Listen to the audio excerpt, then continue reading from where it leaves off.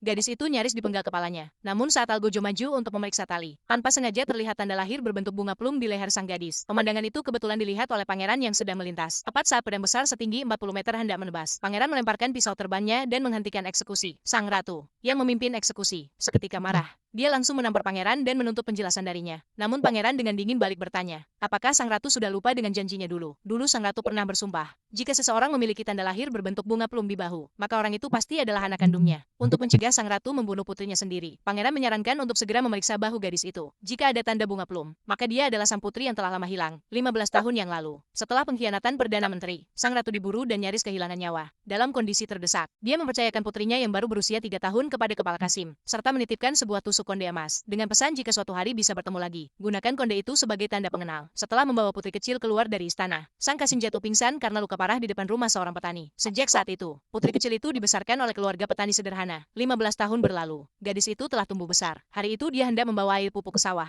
Namun karena ayah angkatnya sakit keras dan butuh uang untuk membeli obat, dia memutuskan untuk mampir ke pegadaian. Sayangnya, penjaga pegadaian menolak gadis yang penuh bau kotoran, bahkan mendorongnya jatuh ke tanah. Air pupuk pun tumpah kemana-mana, membuat para pejalan kaki muntah karena jijik. Saat itu, keluar seorang wanita dari dalam toko. Karena iri dengan kecantikan gadis itu, dia menuduhnya mengganggu bisnis dan ingin mematahkan kedua kakinya. Gadis itu ketakutan dan menjelaskan bahwa dia hanya ingin menggadaikan benda berharga demi membeli obat untuk ayahnya, lalu mengeluarkan tusuk konde emas dari dalam pakaiannya. Melihat itu, sikap wanita licik langsung berubah. Dia tahu tusuk konde itu terbuat dari emas murni. Keserakahan pun langsung muncul dalam hatinya. Namun wanita licik malah melempar satu koin dan menyatakan bahwa benda itu kini miliknya. Lalu pergi dengan senyum puas. Gadis itu tahu dia tidak bisa melawan. Akhirnya hanya bisa duduk di tanah sambil memungut uang itu dengan penuh kesedihan. Yang tidak dia tahu, dia sebenarnya adalah putri kandung dari sang ratu. Setelah menumpas pemberontakan, sang ratu bertahun-tahun mencari anaknya yang hilang. Suatu hari, pangeran mendapat kabar bahwa sang adik berada di wilayah New York. Sang ratu mendengar itu dan sangat gembira. Dia segera memimpin rombongan menuju wilayah tersebut, lalu mengumumkan bahwa siapapun yang memegang tusuk konde emas adalah putri kerajaan. Tanpa sepengetahuan mereka, wanita licik tadi diam-diam menguping pengumuman itu. Barulah dia sadar bahwa gadis yang dia rampas tusuk kondenya adalah putri kandung ratu. Untuk menyamar dan mengambil alih identitas itu, dia langsung berlari masuk membawa tusuk konde, lalu berlutut di hadapan ratu dan memanggil, "Ibunda." Melihat tusuk konde itu, sang ratu langsung yakin bahwa dia adalah anaknya yang telah lama hilang. Namun bupati di sampingnya terlihat kebingungan, karena dia tidak tahu sejak kapan putrinya menjadi putri raja. Sang ratu yang sedang larut dalam kebahagiaan tidak menyadari kejanggalan. Namun pangeran merasa ada yang tidak beres. Dia pun bertanya dengan tajam pada sang bupati, mengapa tidak pernah melaporkan keberadaan tusuk konde itu untuk melindungi sang ayah.